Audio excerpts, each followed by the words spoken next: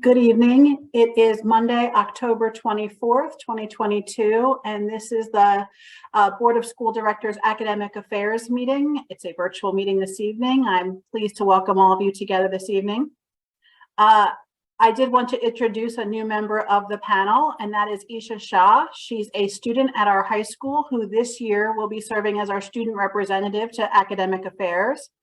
As this is her first meeting, she's going to listen in and see how we operate, and then we'll talk about sort of how she can continue to get involved as we move forward.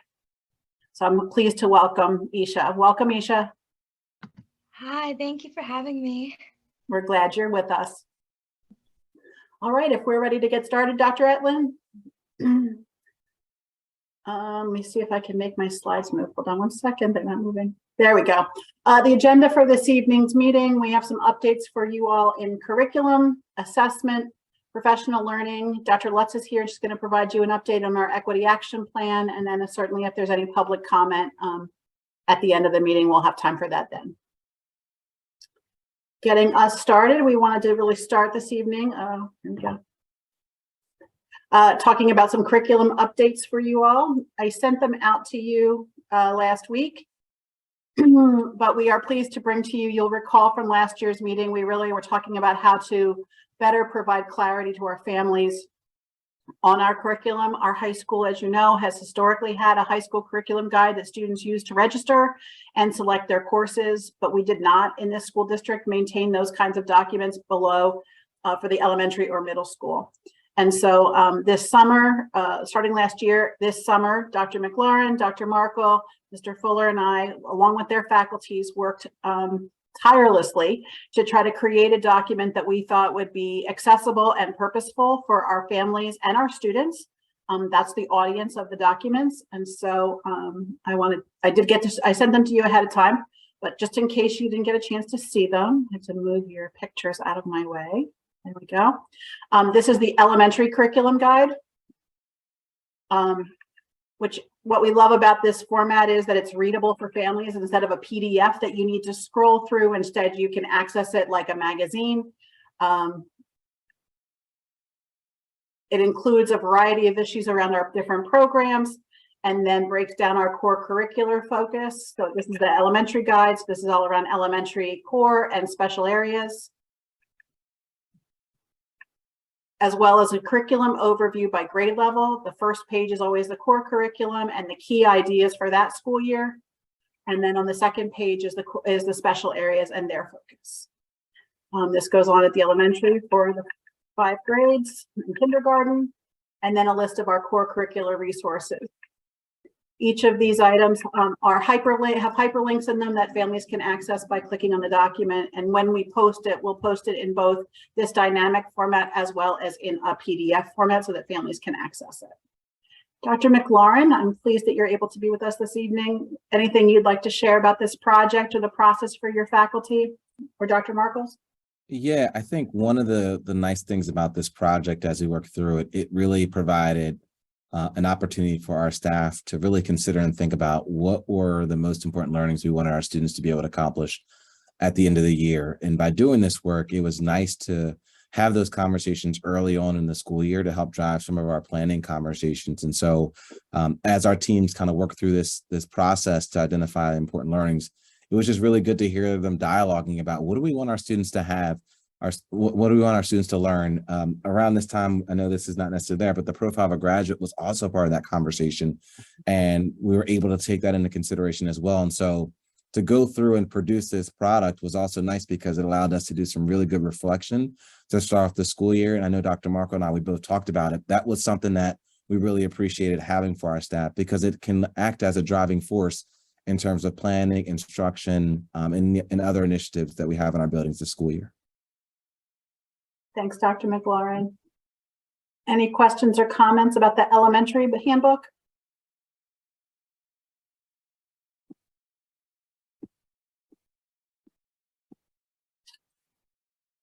And then I also have for you our middle school handbook. Hold on, here we go. When I'm sharing my screen, are you seeing it? Yes, okay. All of a sudden I thought maybe it's not working. And so the middle school handbook is set up very similarly, a lot of similar content or structure, except focused on the middle school. Mr. Fuller and his team really took some opportunities to really unpack, as you know, one of the things we've heard from families and students is sort of not understanding what happens behind the curtain. And this was really trying to open that up and make it accessible and comprehensible to all our families and students so they knew what to expect.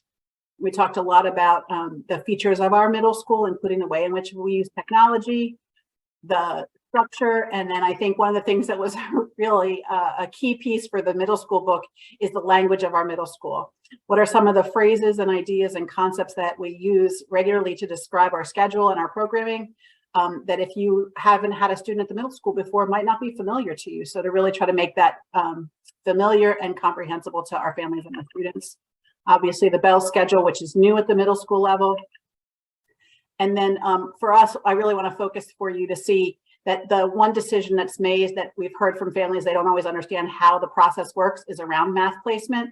And so we've created a visual that really shows like the decisions that you make and what the impact is over time, again, as a response to our equity work, making sure everyone has equal access to the information and can advocate on behalf of their student or ask questions. This too has the key core curriculum and special areas, and then a curriculum overview by grade, and the special areas. And then there's our core curricular resources at the 3 grades at the middle school. Mr. Fuller, you want to talk about sort of this project for your team?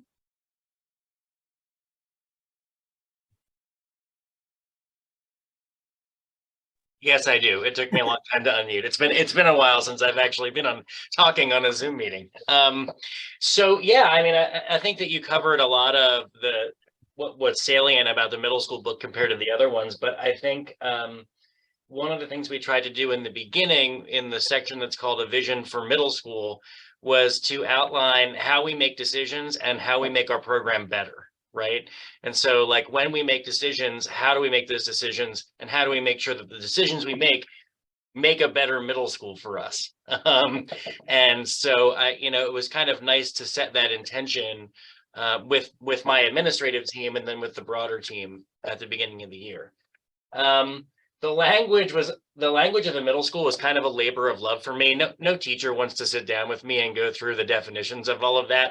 I pretty much did that on my own. But it was nice because it gave me like a chance to really stop and think and gain clarity on like, what are the barriers when we're talking to people about what we do? What are the things that we say that they're not going to correct us on because what's the point? But they might not really understand what that means. And so it was nice to sort of go through that and then like really write down in writing, what does that word mean? And then finally, in the grids in the back of the book that describe the grade levels, we went through several iterations of those boxes and grids and brainstorming with our teams. And I think that the essential piece of that for my faculty was about they're to some degree experts in their content area and to some degree have chosen to be social studies teachers, let's say, because they love social studies, right? In addition, we hope to loving kids, but to get that out of their head in a way that's understandable to parents and understandable to the public and understandable to someone who's having their first contact with our school took a lot of whittling. Like there was a lot that got thrown at the wall and then a lot that got whittled down to like, what are the essential components of the course? And I think that's a valuable exercise for any teacher, any professional. So that's sort of my experience with it. I'm glad we have it. It's a huge addition to what we do. So. For our members of our school board, we're also having it translated into the languages in which we know are most necessary for our families. So we have 4 of those. The elementary translations came back this morning, and we're expecting the middle schools back in the next week or so. It's a little bit of a take some time for those translators to get that completed for a document of this size. Once both the middle school and elementaries are completed, which is soon, and as soon as those translations come back, we will push them out to the district at large and post them on the website. Any other questions or comments around the curriculum guides? Yes, could you explain what languages that these will be available in? Sure. Spanish, Korean, Mandarin, and Burmese. Those are the 4 languages that are most prevalent in our school district. Dr. Lutz reviewed in advance of this project a review of the languages spoken in our school district, and those were the 4 most critical. Dr. Lutz, is that right? That's correct. That's the languages we most frequently get asked for translations. Thank you. Dr. Johnson, I just wanted to say that, you know, obviously having seen a similar guide in the high school age, I'm glad to see that we're kind of starting at the beginning and bringing it through up to that. And, you know, the way it all looks similar to each other. And I like that it's specific to those age groups, but still it won't be like an unfamiliar document as you go from kindergarten to hopefully senior year of high school.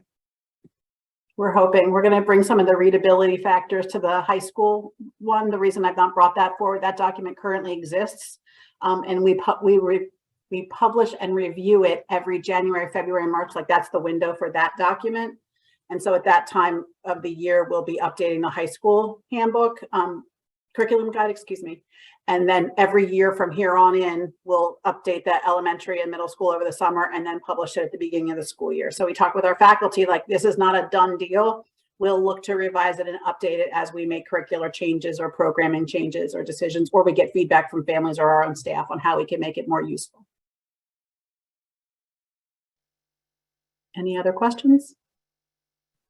No, I actually, I guess and this is going to sound silly, I never realized we didn't have these for the middle school and the elementary. And the reason I feel like that sounds silly is because my kids just came out of elementary and middle, and I still have one in middle.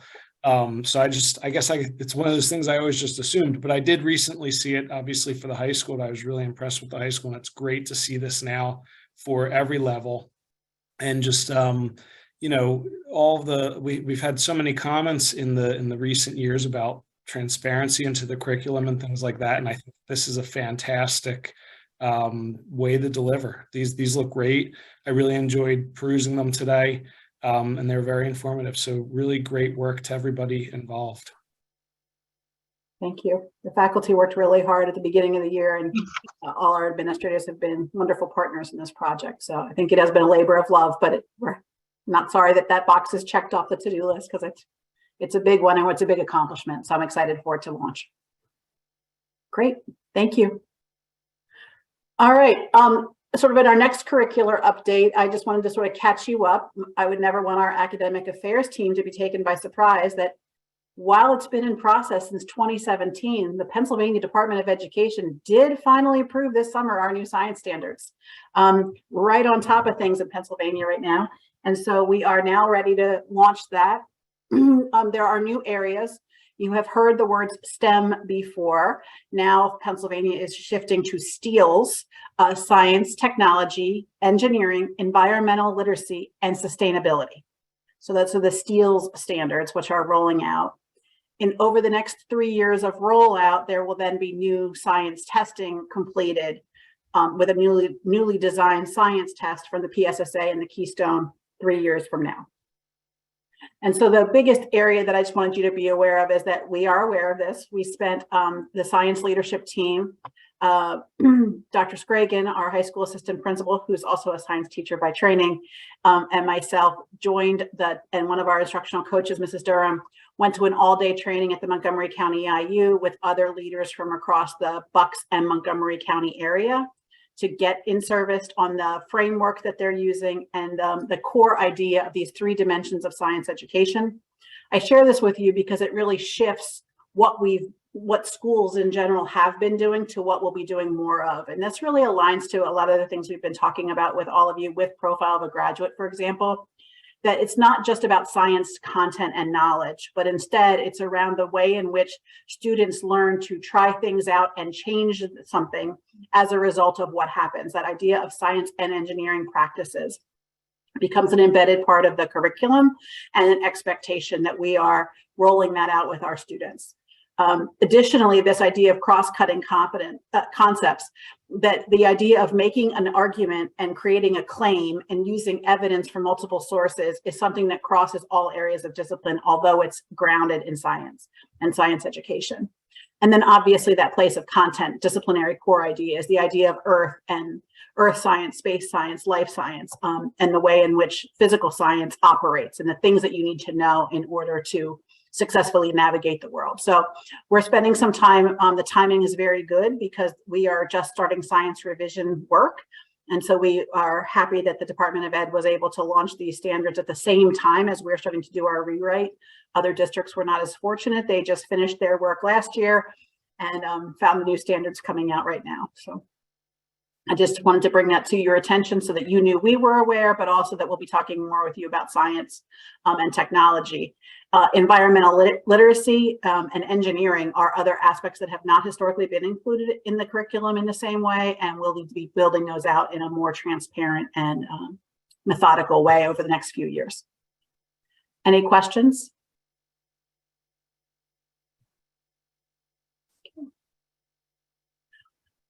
Additionally, we are sort of in the middle of two focused projects.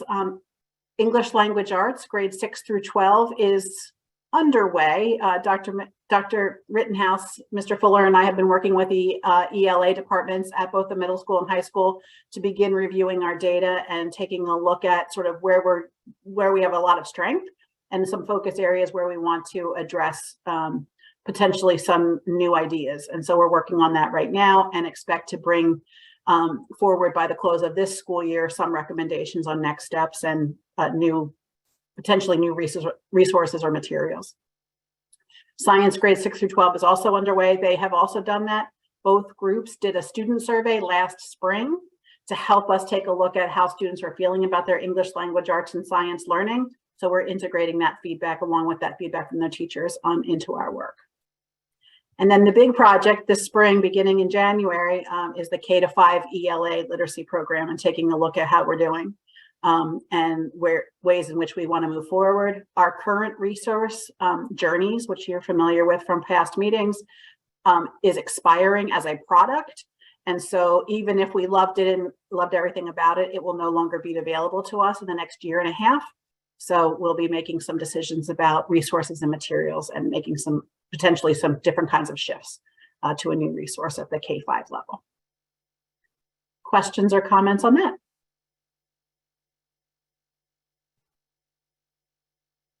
Alrighty. You're up to date on all things curricular related. Moving right along, we wanted to sort of piggyback a little bit back to our data analysis that we did last week. We appreciate everyone's attention and engagement last week at the board meeting when we were able to present, present information. But one of the things we wanted to do here was dig in a little bit further and not so much review all of the pieces and parts, but to know behind the scenes what we're doing when we say we're digging into this a little further and creating these action plans.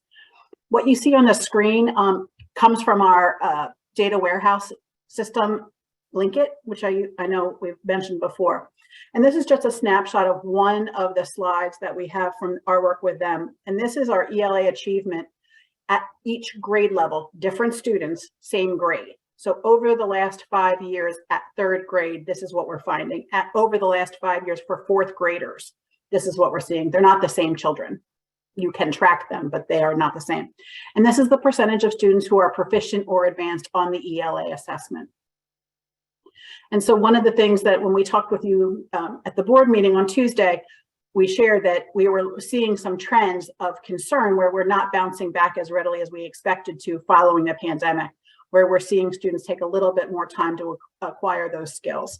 And it's reports like this that are helping us to look at these patterns, and then we're able to click through and dig into specifically which standards are our students doing well with, which areas are progressing as we would have expected, and where are we seeing some particular gaps. And the report we review gives us standard by standard, focus area by focus area, how our students are doing, so that we're able to then work with our leadership teams to dig in and take a look at how our curriculum is lining up. For example, in this one is an ELA. Additionally, another part of that report excuse me, is a slide like this one. These are the students who scored proficient last year. And it tells you how did they score last year? They were proficient in 2021. And then what happened when they took the test this year? And you'll see that if they are in yellow, they stayed the same. So they were proficient in 2021, they're still proficient in 21, 22. But the red section is students who were proficient and now dropped a level to basic, or who were proficient and then went to advanced. And so again, this is just to give you a snapshot of behind the scenes, what our principals and their data teams are digging into to take a look at what's happening for students. What are the bands of performance? How is that being impacted? And are there lessons to be learned in our instruction or assessments that can help us to better serve the needs of the students? Questions about either of those?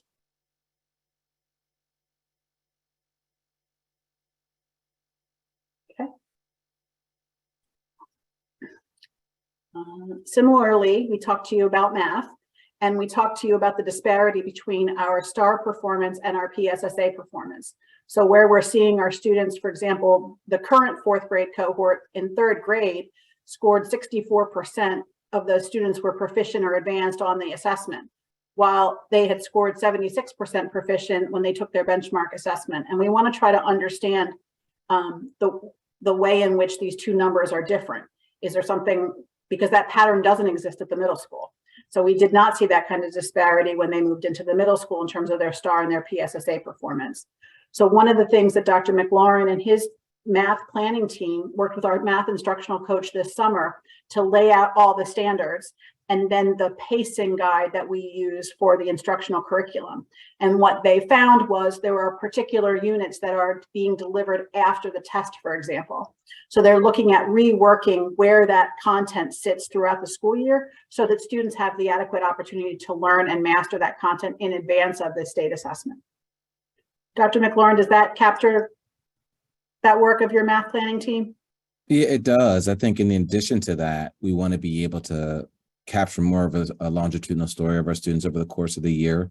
So by utilizing our data warehousing system, Linkit, we're going to try to obviously be able to see if there's any consistencies between the way our students are performing on our STAR assessments, as well as our school-based assessments. And then how does that correlate to the PSSA? And so that's something we're curious and interested about as well. Thanks, Dr. McLaurin. Questions about Erdenheim mathematics? I get just the comment on that approach of switching things around as to how and when they're taught.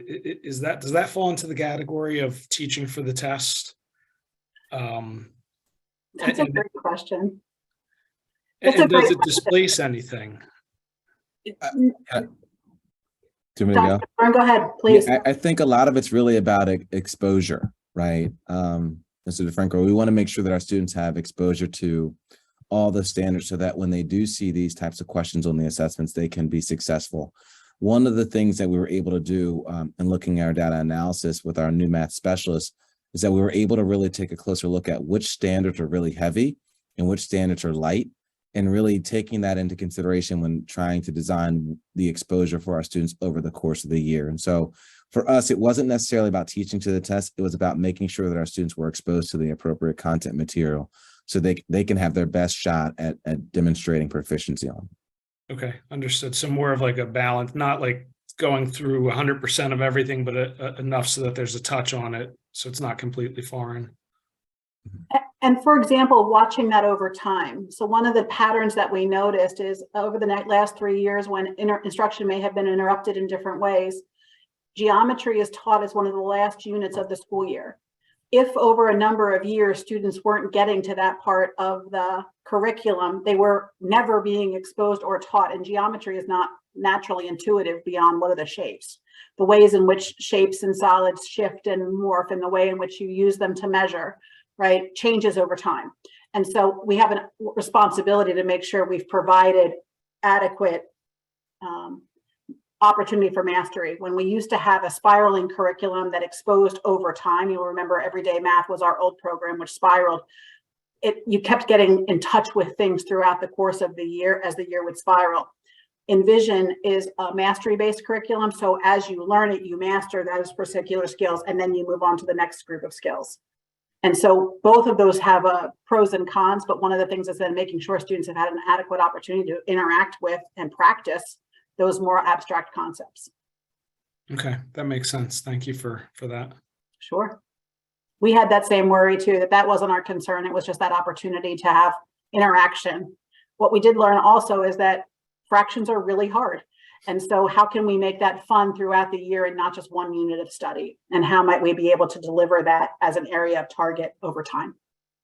Okay, and it's interesting what you just said about comparing the two programs, going back to our meeting from last week when Dr. Taratuski brought up the transition from the one program to the other, because I had forgotten. I know at least one or both of my girls went through the old program as well, and I remember what you just described. I remember experiencing that. So thank you for tying that back together. In addition to what she said, normally the first year of the pandemic, when we were not in school, would have been the natural time for us to look at that pacing chart. Here's what we adopt, here's what we planned with this new curriculum, here's the resource, how did it line up, where might we want to move things around, a little more time with this, a little less time with something else based on our results.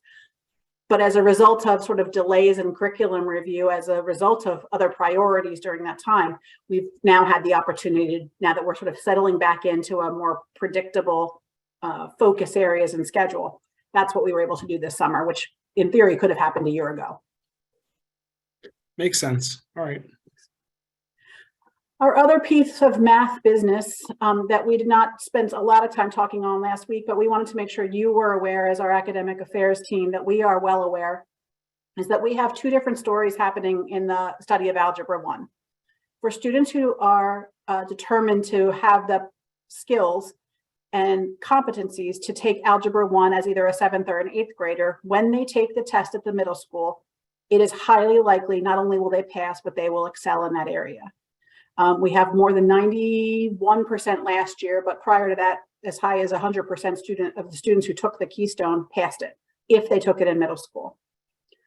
What is not as true is if they are taking algebra when they get to the high school, we are seeing increasing difficulty of our students passing the Keystone. And so we've made some decisions as you might remember, in 2021, I came to you with a recommendation for a new math series at the high school. So we adopted a new algebra, geometry, and algebra 2 curriculum and resource there. And so it was our hope that by switching materials, we would see that were more contemporary and allowed more authentic application and problem solving. We were optimistic that that alone would help positively impact our scores. In fact, that we have not yet realized that potential. And so tomorrow morning, Dr. Rittenhouse and I are bringing our math consultant from the IU back to meet with us to have a conversation on, okay, so what's our action plan here? How might we start to dig at this? When we reviewed the results of those students who were not proficient in their Keystone algebra, they were also unlikely to be proficient in 6th, 7th, or 8th grade mathematics either. So we have some bigger questions of when does that trend when are they starting to struggle? And is there something else we need to be doing in their middle school experience in grade level math to help them get ready for this more abstract thinking or application of algebra content? And so again, our purpose to bring this here to you is to let you know that we're aware of it. We're not just admiring it, but instead actively taking steps to work with the teachers and our curriculum and our materials and our assessment to try to figure out how to dig in and what we can do differently to yield different results. Dr. Rittenhouse, anything else you want to add? No, I think that's a good summary. And we had spent, the math department and myself, we spent a couple hours on our in-service 2 weeks ago, and then for data days, looking at the data. And then this coming Monday, October 31st, there'll be almost 2/3 are in service dedicated again to look at. What they're looking at is the strands where the kids struggle. Obviously, looking at these scores, that would be a concern. There you go. Thank you. And Thanks for the reminder. And just looking at linear equations, real numbers, et cetera, to see points earned versus points possible, to see where kids did well and kids did not do well. And then, like Damien had said, looking at that sequencing, what exposure to math are they getting in 6th, 7th, and 8th grade, and struggling in 9th grade. And there's kind of what we just were talking about with our action plan. I think some of the things going to be added is we're meeting with our MCIU consultant tomorrow morning, looking back at our historical performance, and then some practice tests, some CDT, and there's other things certainly we can look at. But we're well aware of it and looking at it as a team. Thanks, Dr. Ritt. Any questions or comments around algebra?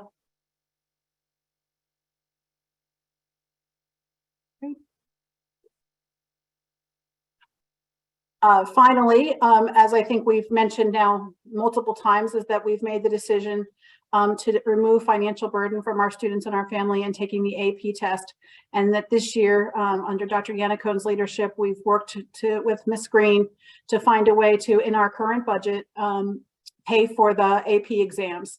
What you might not know is that we have 385 students, or 385 tests will be taken this year in AP, that some of those reflect the same student taking more than one AP course. 383 have been registered for the exams. The 2 that are missing, there are issues. They are going to take the test, but one has a problem with their AP login, and they were working with the AP board on that. And one other had been absent at the time, and they were just doing some follow-up. So the timeline is before November to have them registered. We anticipate having 100% of the students registered to take the AP exam this spring. Dr. Ritt, did I miss anything about that? No, that's a great summary. But with the AP fee being $100 plus each year, if you're taking 3, 4, or 5 APs, which we have some kids doing that, many taking 2 or 3, it can be $300, $400, or $500. And I think this is a game changer for our families and our students, where that's being helped, that it's not a obstacle or a reason for you not to take the AP exam, because it's costly. Dr. Yannickone, anything you wanted to add? No, I'm very grateful for the fact that the board supported this plan for us to make the test accessible. I'm also in the process of sending you all a message that Ms. Green reached out to me. She is on the call. She wanted you to know as a board member that she was on the call. She's very impressed and pleased with the work that the principals are doing, and with the transparency of these reports. And I let her know that she could text me if she had any questions, because she's on the phone. She can't actually ask a question in the meeting. Got it. Thanks, Dr. Yannickone. Sure. All right. Anything else about assessment? Just curious, for context, and I may have missed this, I apologize, but how's this compared to the number of AP tests from previous years? And I guess comparing it to last year may not be the way to go, but maybe like 2019 or prior. And I realize you may not have that data. I don't have it handy, but I can happily work with Dr. Rittenhouse to get it for you. We can take. I'll look right now too, to try to find out, to go back into a bunch of different portals here. So, but yeah, I'll do my best, and if not, at some point in the future, near future. All right, thanks. Thanks. Anything else on assessment? All right. Oh, Dr. Rittenhouse, I forgot your last slide. Do You want me to take us through that? I'm sorry, my mute's really slow today, which is probably good for everybody involved. You want me to just talk about this a little bit? Yes, please. So PSATs, which is the practice test for the SAT, all our juniors were invited to take the test, and that was in school, and it was provided by, paid for by the school district on October 12th. That's a school day. In the past, and some schools still have this, PSATs were on a Saturday, and people were charged for that, and it wasn't as much the charge, which is not a big fee, but it was more collecting money, kids forgetting about it, missed deadlines. This also takes out, the Friday night piece, if you're working or if you're out, that kids are coming in rested during the week. And 100% of our students had the opportunity to take this and for it to be paid for, and I'm grateful to the district and the leadership for this, and the results typically are in about 6 to 8 weeks, and then the counselors meet with the juniors. Sophomores, we used to give the PSAT that opportunity. Sophomores could take that too, but what we've done the pre-ACT, giving them a look at the different tests, and other sophomores will be invited to take that test on March 24th, 2023, again, paid for by the school district. So as and in school versus a Saturday, or in another school, kids are comfortable taking the PSAT and the pre-ACT here at Springfield Township High School. So as a sophomore, you take the pre-ACT, and as a junior, you take the PSAT. And again, it brings in that equity piece where every student has an opportunity to take both those tests. We are also a weekend host site, meaning we host the ACT twice during the year. We just hosted it on Saturday, again in the spring, and we host the SAT beginning in November and again in the spring. So you have 2 shots to also take the actual ACT twice here at the high school, and the SAT here at the high school. And again, kids like to take that at their host school. So thank you. Thanks, Dr. Rittenhouse.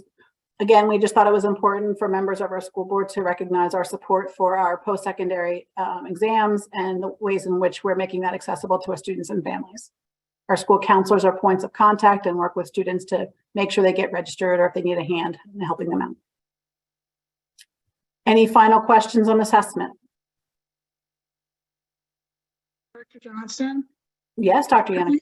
It's occurring to me just now, and Dr. Rittenhouse might be able to provide a little bit more information, but for the members of the board, we also, as needed, will provide access to the ASVAB for students who are interested in a military career beyond high school, and our students at Eastern also take the NOCTI, which also assists them in an understanding of the extent to which they've adopted the standards and absorbed the standards in their specific areas of interest. But Dr. Ritt, I don't know if there's anything else you might like to share about this. Although I know they're taken by fewer students, but we do provide accessibility as we need to. Yeah, I would say the ASVAB, which is a military acceptance test, I guess, if you will.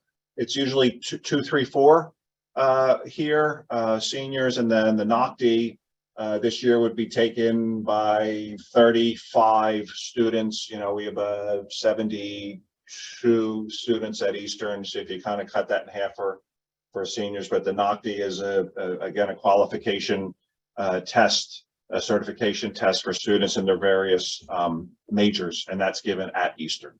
So yeah, thank you. Thank you. Dr. Yannicone, are you okay for me to excuse Dr. Rittenhouse, Mr. Fuller, and Dr. McLaurin for the remainder of the agenda, as they've done their part as I've invited them to do? Absolutely. Go get dinner. Thank you very much. Thank you very much. Thank We you. always love to have you, but you can excuse Bye. yourselves. Thanks, gentlemen. Zach, I'll honk as I drive by right now. Yeah, we're gonna pass each other on paper. See Bye. ya. See you. Thanks, Bye, everybody. gentlemen. Have a good Bye-bye. night. Thanks, everybody. Moving right along, 2 other items we just wanted to provide to you in our district updates.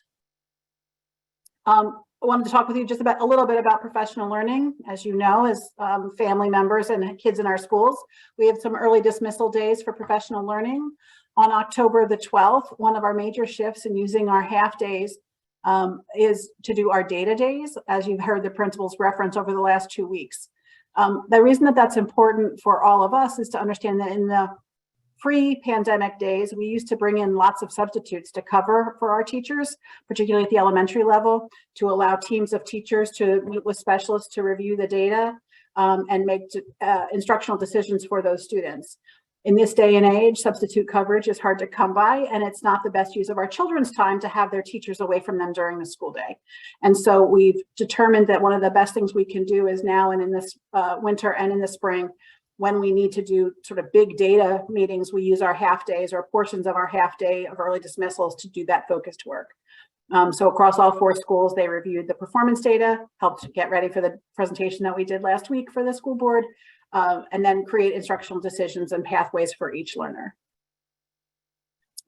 We have another early dismissal on the 31st. Each building is planning their own in-service day. As you heard Dr. Rittenhouse talk about, his team is digging into the standards and taking a look at sort of how students are doing towards those keystones, starting to poke at what's the rigor that we can be applying across the curriculum, not only in the tested subjects.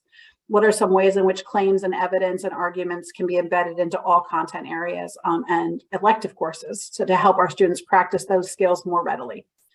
At Erdenheim and at the elementary school, they are building on what came out of their last session and then working to provide additional service to their staff.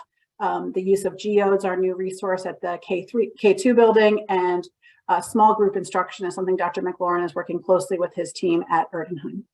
And at the middle school, they are doing their first hour of trauma-informed training. And we talked a little bit about RUFNA the other day, so they're going to continue to work on their RUFNA training at the middle school. And finally, on November the 8th, which is a full day of professional learning, we will be working on one of our big district goals, which is all around authentic learning and profile of a graduate. And so as recently as this morning, I was working with our instructional coaches to map out the objectives and focus areas for that day. Most excitingly, I think to the faculty will be is that we're hosting a food truck event at lunchtime that day. So while I'm sure they'll be fascinated by our authentic learning opportunities, I'm really hoping to bribe them to attend and get the most out of it because there'll be food trucks at lunchtime. And then the remainder of the day will be in their building, working on implementation plans for what we talk about in the morning and bringing it back into their grade level or department. Any questions around professional learning? Okay, great. Dr. Lutz, last but not least, I'm going to turn it over to you to talk about our equity action plan and our current updates and your current tours to share this information out. Yes, thank you so much. I'm excited to be here tonight to give a brief update on our equity action plan. As you know, in January, our entire committee will come before you to give our big presentation about the year one goals. But this is just some updates because we have a lot of exciting things happening this year. I think you heard a lot of the principals reference this, but one of the things that we've been working towards is moving outside of just our committee work and asking all of our buildings in all of their work that they're doing, how can they make sure that things are equitable? And so you've heard them talk about that theme throughout tonight as they're looking at academics, as they're looking at some of their behavioral initiatives. It's been really great to be out in the buildings and hear how people are infusing equity into their work. This is just a reminder about our year one goals. We're very pleased that in the report card that our Equity Action Plan Committee came up with that we'll be presenting to you and then presenting to the community in January, we have met our requirements for a lot of these goals.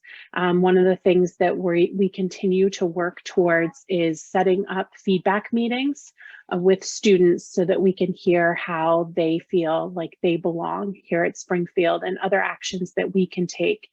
So in the upcoming weeks, that's something that I'll be taking a listening tour with our principals and our counselors and our social workers to hear more directly from students. Some of these other goals, I've been out. I have provided training to all of our district staff members. So that's everyone from our teachers, our paraprofessionals, our administrators, to our cafeteria staff and our bus drivers. So we've had a couple of great sessions, a lot of really good participation. So it's been exciting to get out, get to meet everybody, and also get to hear their feedback on the Equity Action Plan. I did want to take a minute and just give a couple of highlights from some things that we have been doing. So hopefully you have seen the quarterly newsletters that come out. They're a little bit of updates for everyone in the community about what we're doing. And then they also provide some educational resources for our families. everything from some tips and tricks to how to be more equitable, having conversations in your home, even some books that you can read with your students. We've been trying to provide a diverse list of readings, and we always make sure that those books are available in our Springfield Township libraries. So we list which libraries across the district have those copies available. It's always nice when I go in and I check on that to see that those books are being checked out. So that's wonderful that our students are accessing them. We did give out conference surveys last spring, and that will continue again for the fall. We'll be collecting feedback from parents. It is translated into our most popular languages so that we can get feedback from parents on what they think will help make conferences more accessible. We had some really great feedback that we were able to share with teachers last spring, and so we hope that we can continue that trend. I also wanted to call attention to the new district website for equity. Over the summer, we really put together what we consider to be a well thought out website that provides our community access to everything that we're doing, and also a lot of resources for how they can continue their equity work. So that's available if you go to the website and under the equity initiative on the front page. As I said, we've given some really great trainings. All of our staff have gotten the equity action plan and some tips and tricks for that. We continue to give the facilitating difficult conversations training to some of our staff members. If you recall, that's something that our teachers really asked for in this equity work. And so I've been able to be at Erdenheim and also the middle school to give that training. And we've heard some really good feedback from teachers because there's a lot of resources around that. What they were most excited to hear was that district administrators were really willing to support them if they had these difficult conversations, and parents then called up and wanted to know what was going on. You know, we were really implicit about saying that we had your back in all of that. That training will continue at the high school on November 8th.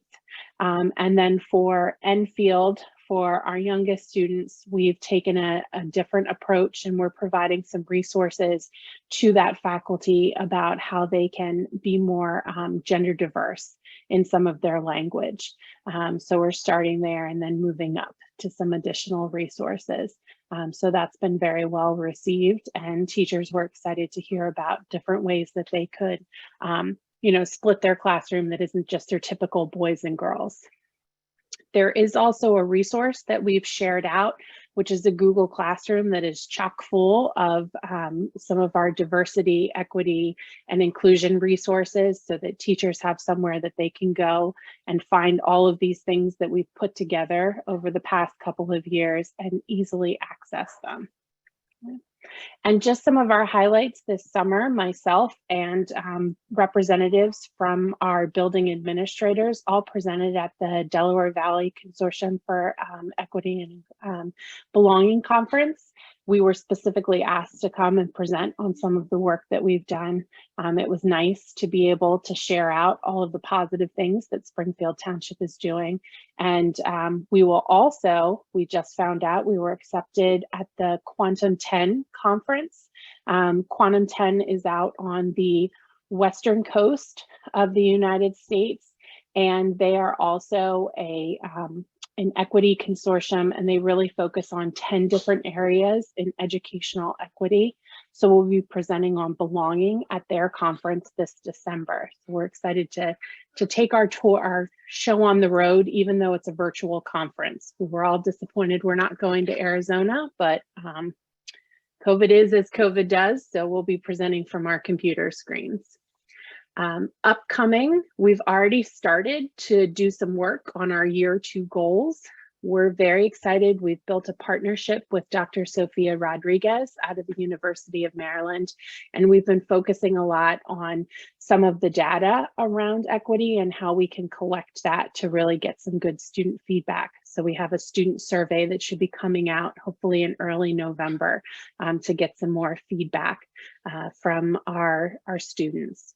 So we look forward to the year ahead. but it's been a great year so far for equity and infusing that in our district. Any questions about the equity plan?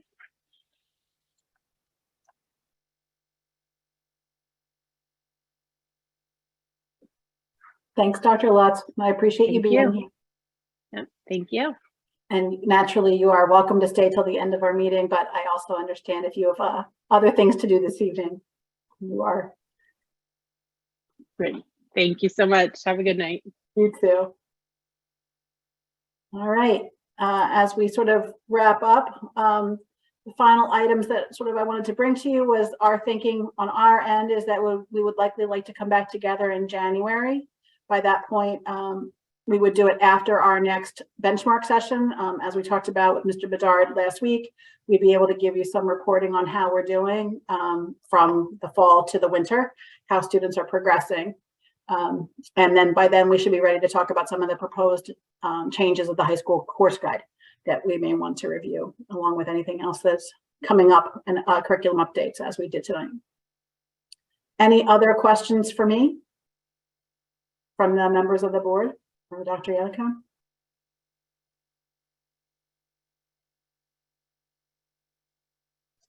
I don't have any questions. I just want to say a very comprehensive and very detailed presentation. So for that, I thank you. And as always, if you could send me a copy of the presentation, I appreciate it.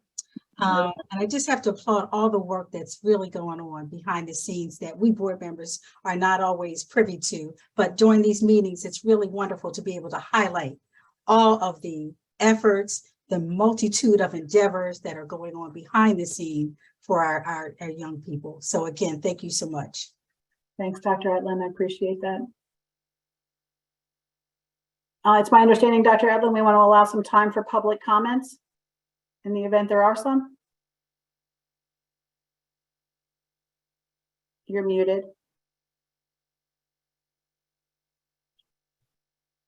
Dr. Edlin, you're muted. I'm so sorry. Is this something that you want to do on, on the upcoming board meeting to allow for public comment on these items here? No, I think that's part of the final part of this meeting is allowing the public to make a comment if they chose to do so. Okay, my misunderstanding. Is that right?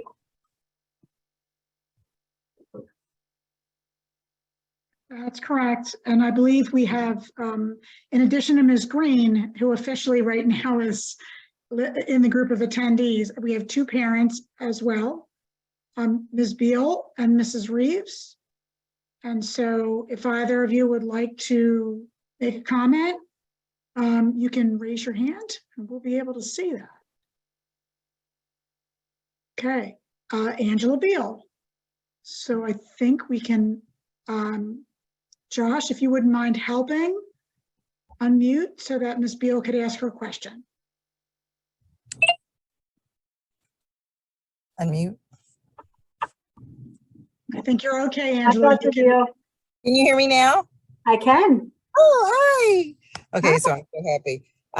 Well, first and foremost, I don't know if it's necessarily a question, but it's definitely a comment supporting what Dr. Etlin said, but also basically the comprehensive nature of the information that you're providing for all parents in the district, from the board meeting to the great presentations and opening up for questions.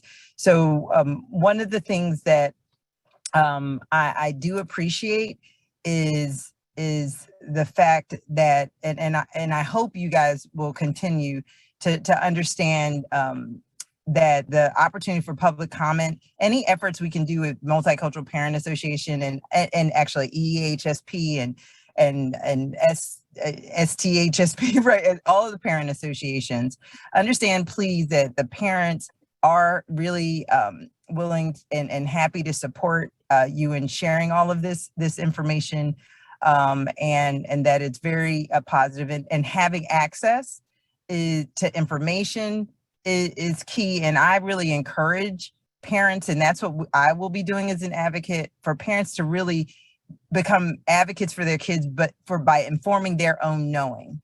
as we see there are 2 parents here this evening, and then, you know, the comments will come. So I will definitely do my best to support and aid in any sharing of information, but also I just really do appreciate all the work that you guys have done and knowing and seeing where we've been and being courageous and continuing to engage in this conversation and in this space at this time. Thank you for leading by example. Thanks, Dr. Beal.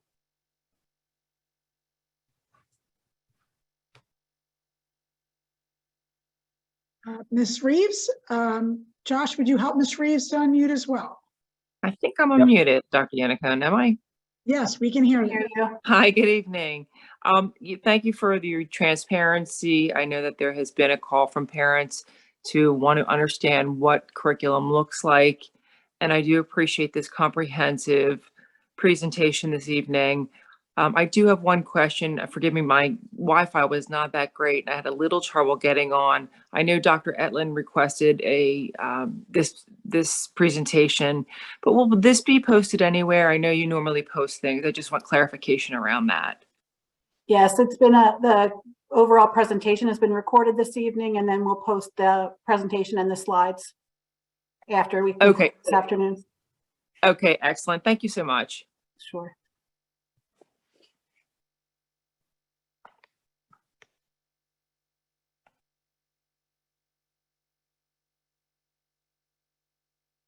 So, Dr. Johnson, I believe that's all the questions.